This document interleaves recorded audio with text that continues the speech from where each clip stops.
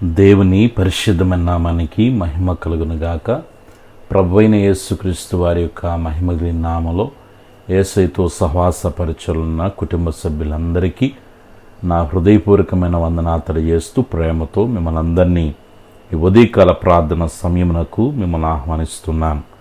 పిల్లరా, రోమిలకు రాసిన పత్రిక 8వ అధ్యాయము 26వ వచనంలో ఈ రీతిగా రాయబడింది.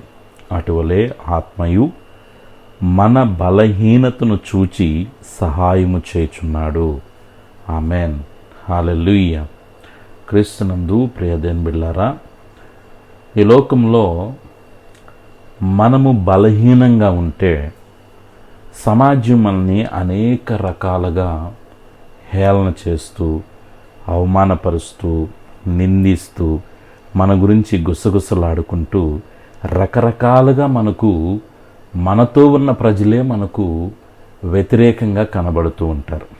అనేక సార్లు మనుషులు మనలో ఉన్న బలహీనతను చూచి అసహించుకుంటూ దూరముగా వెళ్ళిపోతూ ఉంటారు. మనల్ని 10 మందిలో రకరకాల సెట్టర్లు వేస్తూ హేళన చేస్తూ ఉంటారు.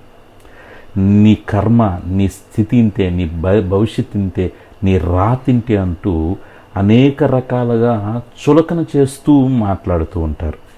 ఒక్కొక్కసారి మన ఆరోగ్య పరిస్థితులను బట్టి, ఒక్కొక్కసారి మన చదువుల్లో మంచిగా మనం చదవలేకపోయినా, లేకపోతే ఫెయిల్ అవుతూ ఉన్నా, లేకపోతే ఒక్కొక్కసారి మనకున్న వ్యసనాలను బట్టి, మనకున్న మనస్తత్వాన్ని బట్టి, కొన్ని సందర్భాలు అయితే మనకున్న రంగులను బట్టి, మన యొక్క ఎత్తు లేకపోతే లావులను బట్టి, పిల్లరా, మన ఇంటిని బట్టి, మన హోదాను బట్టి, మన యొక్క ఉద్యోగాలను బట్టి, కొన్ని సందర్భాల్లో మన బలహీనతలను బట్టి పిల్లరా చెప్పుకోవటానికి, ఒకవేళ మనుషులుగా మనం పడుతున్న కోపాన్ని బట్టి కావచ్చు, లేక మన అవయవాలు ఏదైనా లోపాలు ఉంటే, ఇట్లాగా ఏదో ఒకటి ఉంటే పిల్లరా మనుషులు ఏం చేస్తుంటారంటే నిందిస్తూ ఉంటారు.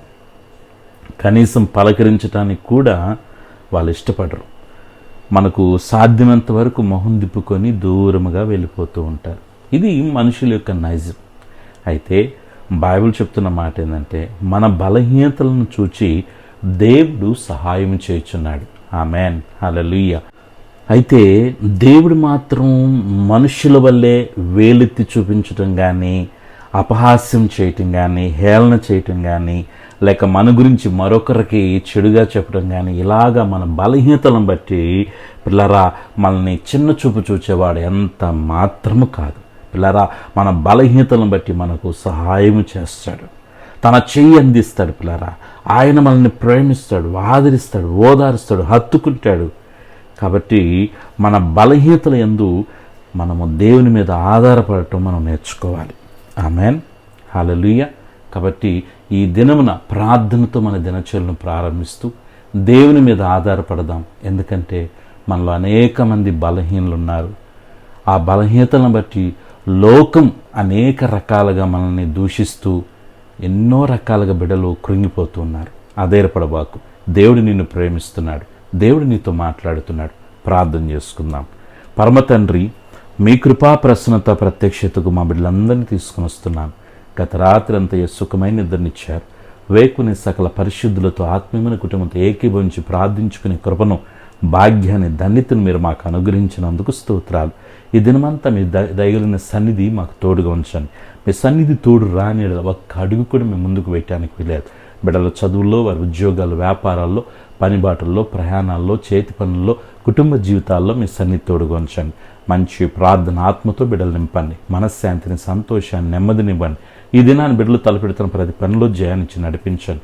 ఆరోగ్యకరమైన మీరు రెక్కల చోటన భద్రం చేయండి. లోకంలో ఉన్న ఏ శోధన ప్రభువా బిడ్డలను ముట్టుకున్నా మీ కృపా కాపుదల భద్రతనిచ్చి ఉన్నతమైన మార్గం నడిపించండి. వేటి కొరకే కనిపెట్టి ప్రార్థించి నిరీక్షించి ఎదురు చూస్తున్నారు. అడుగుతున్న వాటికంటే, ఊహించిన వాటికంటే అత్యధికమైన కార్యాలు చేయండి. మనశ్శాంతిని బిడ్డలకివ్వండి.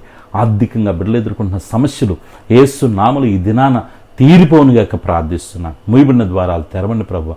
గొప్ప సమాధానం, సంతోషాన్ని ఇవ్వండి.